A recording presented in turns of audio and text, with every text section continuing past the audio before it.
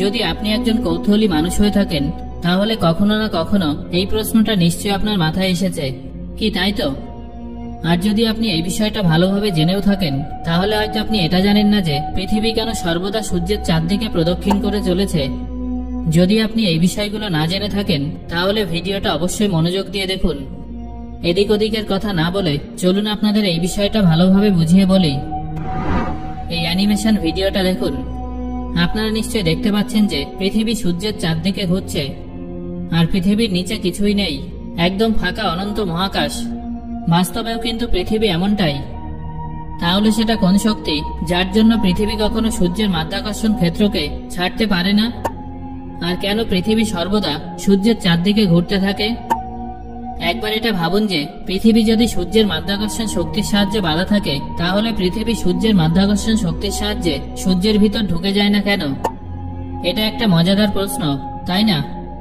আর যদি সেটা মাধ্যাকর্ষণ শক্তি না হয়ে থাকে তাহলে সেটা কোন শক্তি যার সাহায্যে পৃথিবী মহাকাশে ভেসে আছে? আসলে পৃথিবী কিসের উপর ভেসে আছে? আমরা সবাই এটা জানি যে পৃথিবী নিজের কক্ষপথে 24 ঘন্টা একবার ঘোরে, আর এই জন্যই পৃথিবীতে দিন এবং রাত হয়ে থাকে। একেই পৃথিবীর আহ্নিক গতি বলা হয়। আর এই মোশনের সাথে সূর্যের চারদিকে পৃথিবী প্রদক্ষিণ করতে থাকে, যার ফলে পৃথিবীতে 1 বছর পূর্ণ হয়। একে পৃথিবীর বার্ষিক গতি বলে। এবার আপনি এই আহ্নিক গতি এবং বার্ষিক গতির মধ্যে কনফিউজড হয়ে যাবেন না। পৃথিবী সহ সৌরমণ্ডলের সমস্ত গ্রহ সূর্যের বিশাল মাধ্যাকর্ষণের জন্য সূর্যের চারদিকে চক্কর কাটতে থাকে। এবার প্রশ্নটা হলো, সূর্যের মহাকর্ষীয় ক্ষেত্র কিভাবে এত বিশাল হলো? চলুন বিষয়টা বুঝে নিই। ধরুন এটা মহাকাশ। এই যে অন্ধকারে কালো কালো ফাঁকা জায়গাগুলো দেখছেন, এই মহাকাশ একটা অনেক বড় চাদরের সমান, যার উপর সূর্য একটা অনেক ছোট এবং ভারী বলের সমান জায়গায় আছে, যা স্পেস টাইম অর্থাৎ চাদরে গর্ত তৈরি করেছে। আর সূর্যের দ্বারা তৈরি এই গর্তের কারণেই বাকি ছোট ছোট বলের মতো গ্রহগুলো এই বড় বলের দিকে আকৃষ্ট হতে থাকে। সূর্যের দ্বারা স্পেস টাইম অর্থাৎ চাঁদরে তৈরি এই গর্ত অনেক বড় মহাকর্ষীয় ক্ষেত্রে নির্মাণ করে। এই থিওরিটা মহান বিজ্ঞানী আইনস্টাইন মহাকাশে গ্র্যাভিটির মেকানিজমকে বোঝানোর জন্য বলেছিলেন, যাকে জেনারেল রিলেটিভিটি থিওরি বলা হয়।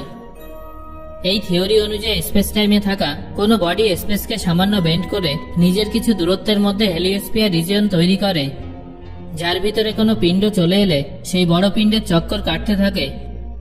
এবার দেখুন পৃথিবী এবং সূর্যের সাথেও ঠিক এমনটাই হয়েছে। পৃথিবী সূর্যের স্পেস টাইমের কার্ভেচার এলাকায় আসার কারণে সূর্যের চক্কর কাটতে থাকে, কিন্তু পৃথিবী সূর্যের ভিতরে প্রবেশ করে না কেন? যেমনটা আমরা সবাই জানি যে মাধ্যাকর্ষণ শক্তির সাহায্যে দুটো পিণ্ড একে অপরকে আকৃষ্ট করে আর একে অপরের সাথে ধাক্কা খেয়ে একে অপরের সাথে জুড়ে যায়। যদি একটা পিণ্ডের ভার দ্বিতীয় পিণ্ডের তুলনায় অনেক বেশি হয় তাহলে এমনটা হতে পারে। ভিডিওটা মনোযোগ দিয়ে দেখতে থাকুন, তাহলে সব বুঝতে পারবেন।